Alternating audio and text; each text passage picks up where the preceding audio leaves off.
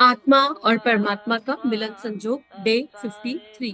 आइए उस परम तत्व को अनुभव करें, उस परम सत्ता को हृदय में धारण करें और ये भाव करें कि वो हमारे ही भीतर है, हमारे भीतर अनंत काल से है और अनंत काल तक रहेंगे। हमको बस जागृति की ओर बढ़ना है ताकि हम उन्हें अनुभव कर सकें। हमको बस जागृति की ओर बढ़ना है ताकि हम उन्हें अनुभव कर सकें। इसी भाव के साथ इदम श्री सद्गुरुवे नमः एक गायत्री मंत्र की दिव्य ऊर्जा और स्वाध्याय।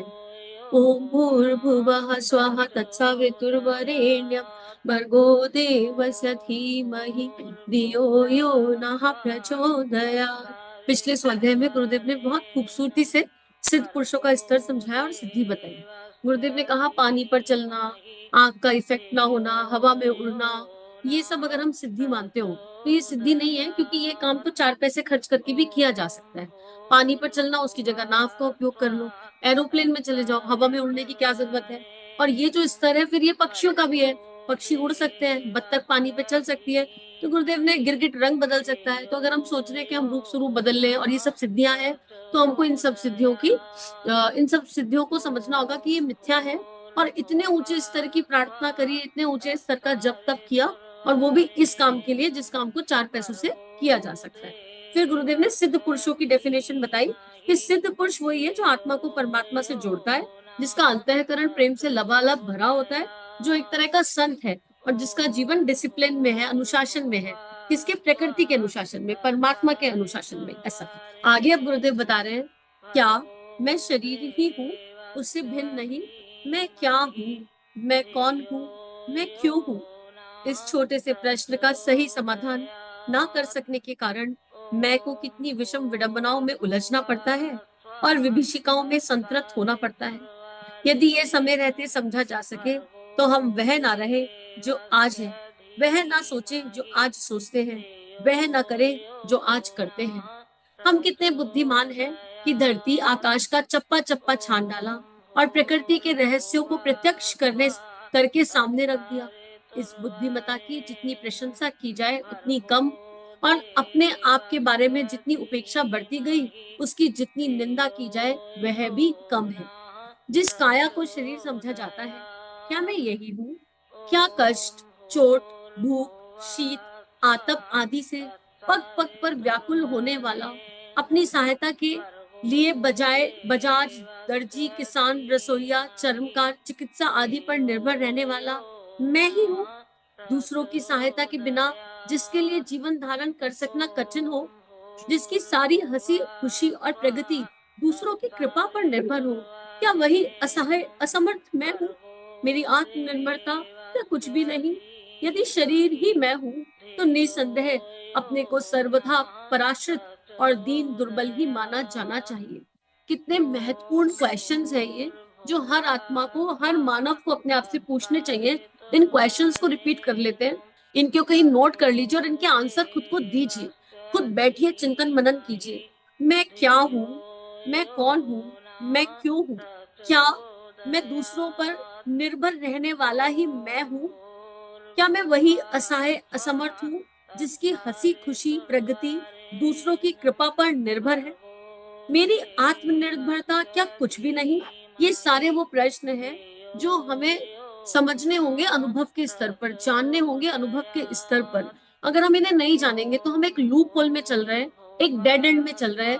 और अगर मात्र हम ये शरीर ही हैं, अगर हम मात्र ये शरीर हैं, तो फिर चाटा लगने की चोट केवल शरीर को होनी चाहिए ना। वो कौन है भीतर जिसको अश्रु आते हैं? केवल देह के दर्द से नहीं, किसी ने चाटा मार दिया तो हृदय में कुछ हलचल होती है, बेइज्जती फील होती है, अपमान फील होता है, मान फील होता है। वो कौन है फिर जिसको ये सब अनुभव होता है? अगर मैं मात्र ये शरीर हूँ तो नहा करके मेरी सफाई हो जानी चाहिए, एकदम साफ हो जाना चाहिए, और नहा करके मैं इतना परम पवित्र हो जाना चाहिए कि मैं बिल्कुल भगवान जैसा अनुभव करने लगूं, श्रेष्ठ गुणों का समुच्चय बन जाऊं। लेकिन खाली चमड़ी साफ होती है नहाने से, अंतःकरण में क्या है जो साफ नहीं होता? अगर मैं केवल शरीर हूं तो ये इमोशंस कहाँ आते हैं? गुस्सा, लड़ाई झगड़े का भाव, ईर्ष्या, लोभ, लालच, मोह, आसक्ति, अटैचमेंट्स, ये सब आते कहाँ से? ये जन्म कहाँ ले रहे हैं? हमको इन प्रश्नों का उत्तर खुद को देना होगा और इस लूप से बाहर निकलना होगा। इसकी बहुत विस्तृत व्याख्या मैं क्या हूं में करी गई है। गुरुदेव ने वो एक ऐसी किताब लिखी है कि जिसने उसको अनुभव कर लिया, उसने जीवन में समझो सब कुछ अनुभव कर लिया। वो पहली किताब है परम पूज्य द्वारा लिखी हुई, और उसके बाद बाकी सारा लेखन उस पहली किताब का विस्तार है।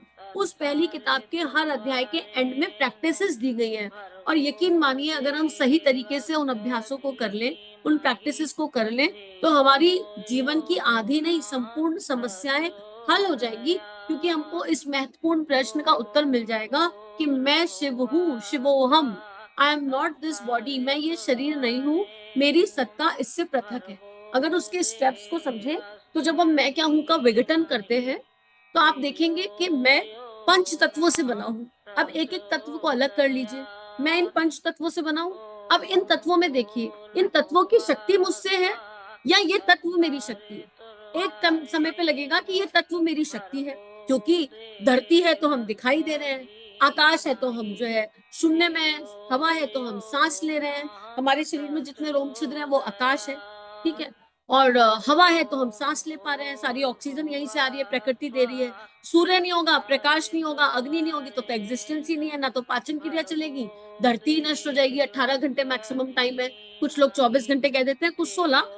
टाइम पर नहीं जाइए लेकिन तत्व पर जाइए कि अगर सूर्य ना हो, सूर्य निकलना बंद कर दे तो अस्तित्व ही खत्म है। यानी अग्नि से तो सारा अस्तित्व ही चल रहा है, और जल के बिना कितने दिन रह लेंगे, जल के बिना कौन सा काम हो जाएगा। इस शरीर से जल खत्म हो जाए तो इस शरीर में 70% तो जल ही चल रहा है। तो अब ये पंचों तत्वों की शक्ति मुझसे है कि मेरी शक्ति तत्वों से है। उसमें गुरुदेव ने बड़ा सुंदर समझाया है कि पहले इन तत्वों की दिव्यता को समझिए, इन तत्वों के प्रति ग्रैटिट्यूड डालिए, इन तत्वों से एक कनेक्शन स्टैब्लिश कीजिए।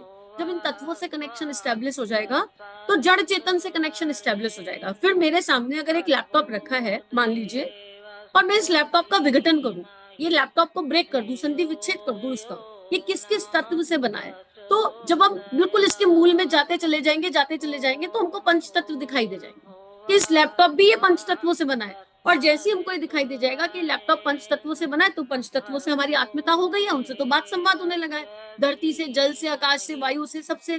तो इस लैपटॉप के प्रति जो भाव संवेदना जगेगी वो किसी चेतन के प्रति भी कभी नहीं जगी होगी। इतना प्रेम आएगा, और ये कितना काम आ रहा है हमारे। फिर सोच बदल जाएगी, थॉट प्रोसेस चेंज हो जाएगा, चिंतन की दिशा बदल जाएगी।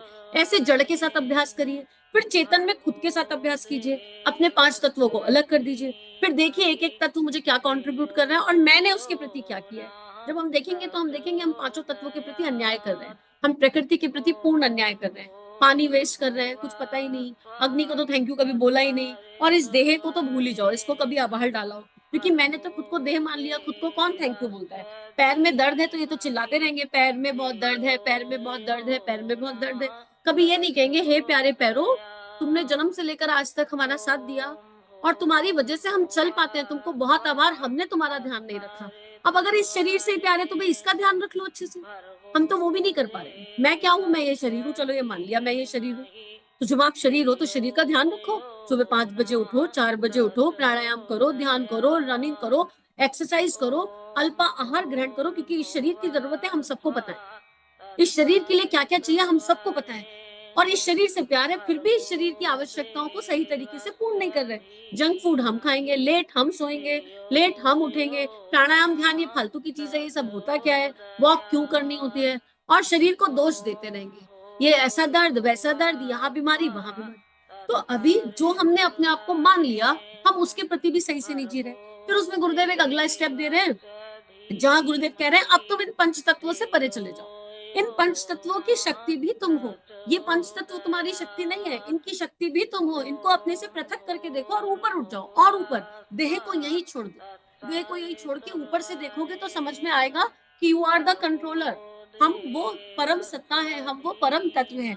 ये एक हेड ऑन दिया गया, एक हल्का सा हिंट दिया गया, और इनके तर्ज पर ध्यान भी बने हुए हैं। ध्यान से अभ्यास और पक्का होता है, और पक्का होता है क्योंकि हमारी इंद्रियां ध्यान में भगवान को समर्पण कर देती है। क्यों पक्का होता है ध्यान से अभ्यास? ध्यान की इसलिए महत्ता है कि जप में तो हम जप कर रहे हैं, हम जप कर रहे हैं और भगवान से अपनी बात मनवा रहे हैं, भगवान जी ऐसा कर दो, भगवान जी वैसा कर दो, हम भगवान को बता रहे हैं कि क्या सही और क्या गलत है ना। भगवान जी ये वाला अनुष्ठान इस वाली इच्छा से, वो वाला अनुष्ठान इस वाली इच्छा से, भले ही वो आध्यात्मिक इच्छा हो। यहाँ मुक्ति दे दो, जन्म मरण के बंधन से मुक्ति दे दो, हमको मैं क्या हूँ अनुभव करा दो, हमको दर्शन दे दो, हम तो बस दर्शन के प्यासे, XYZ। चाहे वो आध्यात्मिक भावनाएं हो, आध्यात्मिक इच्छा हो, चाहे संसारिक, बट जब में तो हम अपना गाना गा रहे। जब इस सिंगिंग योर ओन सॉन्ग, जो तुम्हारे सेल्फ से आ रहा है, मतलब हमारे ईगो से, फाइनेस्ट ईगो से आ रहा हो, या फिर विकृत ईगो से आ रहा है, जो दूसरों का अपमान कराता है, ईर्ष्या वगैरह लाता है। एक फाइनेस्ट ईगो है जो आध्यात्मिक मन का जागरण करती है, पर आ वहीं से रहा है, यानी देह भाव से आ रहा है। लेकिन ध्यान, ध्यान में हम बस मौन हो जाते हैं, खाली होकर बैठ। ध्यान वो अवस्था है जब हम बैठ गए और बैठ गए और बैठ गए, हमको नहीं पता हम क्यों बैठे, बस हम बैठे हैं क्योंकि हम प्रेम करते हैं अपने परमात्मा से। और फिर जब हम खाली होकर बैठ जाते हैं, कुछ कहते ही नहीं है, तब तब वो परमात्मा हमारे ऊपर बहुत स्ट्रांगली काम करता है, क्योंकि हमने अपनी डोर उसके हाथ में दे दी। अब सौंप दिया इस जीवन का सब भार तुम्हारे हाथों में है, जीत तुम्हारे हाथों में और जीत तुम्हारे हाथों में, क्योंकि वहां हार तो कहीं है ही नहीं। एक बार सौंप कर तो देखें। तो ध्यान इसलिए इंपॉर्टेंट है, ध्यान इसलिए मैंडेटरी है कि जब हम ध्यान करते हैं तो हमारे कारण शरीर की शक्ति बढ़ने लगती है। एक ध्यान कॉन्टिन्यूसली 40 दिन करिए, अनुभव अनुभूति हो जाएगी। एक समय फिक्स कर लीजिए, समय से मतलब एक टाइम जोन, सुबह 6 से 9 के बीच करेंगे, सुबह 10 से 11 के बीच करेंगे, what ever time suits you. तो उसके बाद उसको अनुभव में देखेंगे, तो ये अनुभव करना आसान हो जाएगा। ध्यान वो शक्ति है, ठीक है। तो गुरुदेव इसी को बता रहे हैं कि अगर हम ये अनुभव कर ले, और उस किताब का स्वाध्याय मैंडेटरी है, इन दोनों किताबों का मर्जर फिर बहुत मैंडेटरी है, क्योंकि जिसने मैं क्या हूँ जान लिया, उसको शिवत्व समझ में आ गया, उसको फिर वो मोहों से परे, आसक्ति से भरे, बुरा भला से भरे चला जाएगा, मान अपमान से परा चला जाएगा। केवल आत्म विकास का एक भाव होगा कि कोई भी परिस्थिति है मुझे कुछ सिखाने आई है। क्या सिखाने आई है? उस पर चिंतन कर लो। किसी पर चिंतन नहीं होगा, किसी के लिए कोई धारणा नहीं क्रिएट होगी, बस मुस्कुराहट होगी। मैं क्या हूं जिसने जान लिया, उसके जीवन में एक एक मुस्कान आ जाती है, एक मुस्कुराहट आती है जो आत्मा से आती है। और उस मुस्कुराहट का जो सोर्स है वो केवल वो परम तत्व होता है। वो संसार से नहीं आ रही, तो संसार में कुछ भी चल रहा हो, आपकी मुस्कुराहट कहीं जाने नहीं वाली है। अब गुरुदेव यहीं पे कह रहे हैं आगे, एक पैराग्राफ और लेंगे। परसों पैदा हुआ, खेल कूद पढ़ने लिखने में बचपन चला गया। कल जवानी आई थी, नशीले उन्माद की तरह आंखों में दिमाग में छाई गई। चंचलता और अतृप्ति से बेचैन बनाए रही। आज ढलती उम्र आ गई, शरीर ढलने गलने लगा, इंद्रियां जवाब दे गई, सत्ता बेटे पोतों के हाथ चली गई। लगता है एक उपेक्षित और निरर्थक जैसी अपनी स्थिति है। अगर कल यही काया जरा जीर्ण होने वाली है। आंखों में मोतियाबिंद, कमर घुटनों में दर्द, खांसी, अनिद्रा जैसी व्याधियां दहल गधे पर उड़ने वाले कोहों की तरह आक्रमण की तैयारी कर रही है। अपाहिज और अपंग की तरह कटने वाली जिंदगी कितनी भारी पड़ेगी, यह सोचने को जी नहीं करता। वह डरावना और घिनौना दृश्य एक क्षण के लिए भी आंखों के सामने आके खड़ा हो जाए तो रोम रोम कांपने लगता है। पर उस अवश्यम भावी भविष्यता से बचा जाना संभव नहीं। जीवित रहना है तो इस दुर्दशाग्रस्त स्थिति में पिसना ही पड़ेगा। बच निकलने का कोई रास्ता नहीं। क्या मैं यही हूँ? क्या इस निरर्थक विडंबना के कोलू के चक्कर को काटने के लिए मैं जन्मा? क्या जीवन का यही स्वरूप है? मेरा अस्तित्व क्या इतना ही तुच्छ है? देख लीजिए, आईना दिखाया गुरुदेव ने, अश्रु आ रहे हैं इसको पढ़ते हुए, आत्मा कलप गई इसको पढ़ते हुए कि हम लोग कहाँ किस डेड एंड में पड़े हुए हैं, और हम क्यों उससे निकलना नहीं चाहते हैं। वाई, हम क्यों इतना अटक गए हैं, और सत्य जानते हुए भी हम उससे बाहर नहीं आना चाहते। और हमें ये सत्य, ये पूर्ण सत्य है, अगर हम देह भाव में जीते रहे और अपने आप को शरीर ही मानते रहे, तो ये स्थिति हम सबकी होनी है।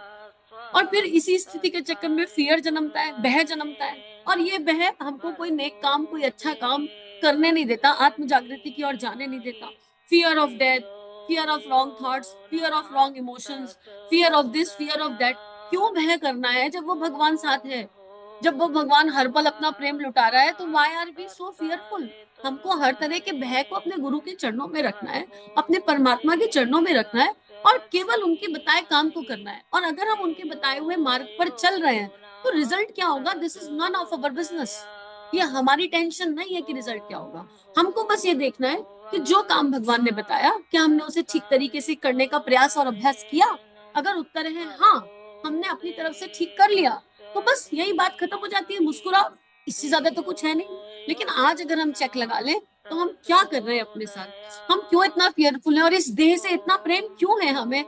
मरना अटल सत्य है और मरना ही सबसे बड़ा असत्य है। मरना अटल सत्य इसलिए क्योंकि ये देह कभी तो जाएगी, किसी को नहीं पता कब जाएगी। हमने हमने को हमारी जन्म लेने की डेट पता थी क्या, जो मरने की डेट पता हो? हमको पता ही नहीं था हम कब जन्म लेंगे, आ गए। क्यों? हमारे माता पिता के मन में इच्छा जगी इसलिए हम आ गए। हमने डिसाइड की थी डेट। तो why are we so fearful from death? अपनी और अपनों की। अरे कभी तो जाएंगे ही, लेकिन जितना जिनका जीवन है उसको तो खूबसूरती से जी सकते हैं। हमको नहीं पता कब जाएंगे, लेकिन अपने अंतिम क्षण में जब भी वो आ जाए तब हम प्रसन्न हो, आनंदित हो।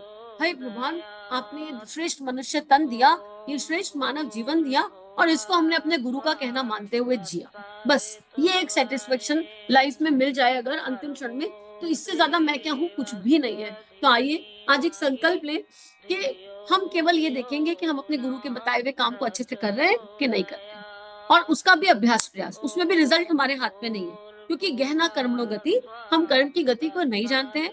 अनंत जन्म जिए, जाने कितने जन्म और जाने कितने कर्म, और जानना भी क्यों है।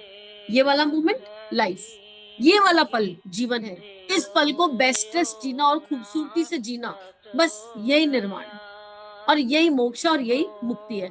आइए इस मोक्ष की ओर कदम बढ़ाएं, जहां हम ना बीते हुए कल के बारे में सोचेंगे, ना आने वाले कल के बारे में सोचेंगे। हम बस इस पल को जिएंगे, और सोचेंगे भी नहीं इस पल को, इस पल को पूरी तरह जिएंगे, आनंद के साथ जिएंगे, मंगल के साथ जिएंगे, और इस पल में अपना सर्वश्रेष्ठ करेंगे, भावनाओं से भी, विचारणाओं से भी, और कर्म से भी। इदम श्री सद्गुरुवे नमः। सभी को बहुत बहुत प्रणाम, बहुत बहुत नमन।